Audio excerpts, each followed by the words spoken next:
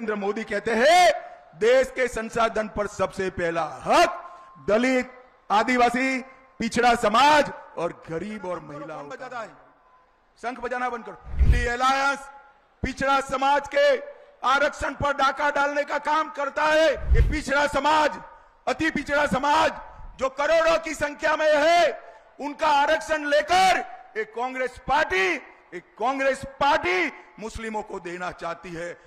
मैं आज कहकर जाता हूं, रिकेश को जिता दो, 50 करोड़ रुपया खर्च कर हथखंबा में महाराज सुहेल देव का बड़ा पुतला लगाने का काम हम करेंगे। भाइयों बहनों, ये भूमि निषाद राज की भूमि है।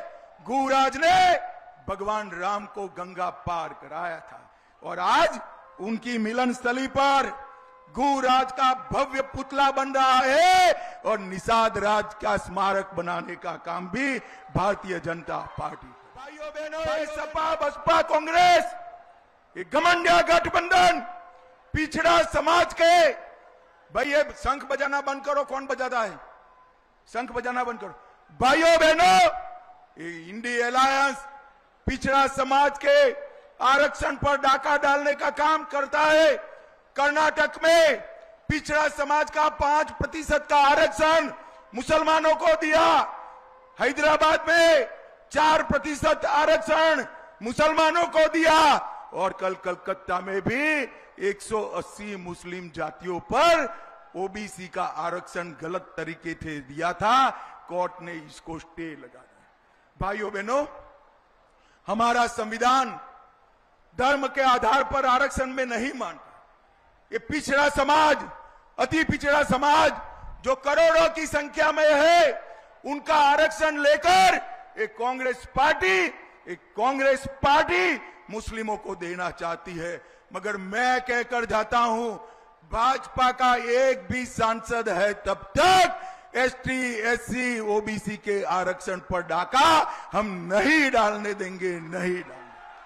भाइयों बहनों, मुझे बताओ कि ओबीसी समाज का, पिछड़ा समाज का आरक्षण जस का तस रहना चाहिए या नहीं रहना चाहिए?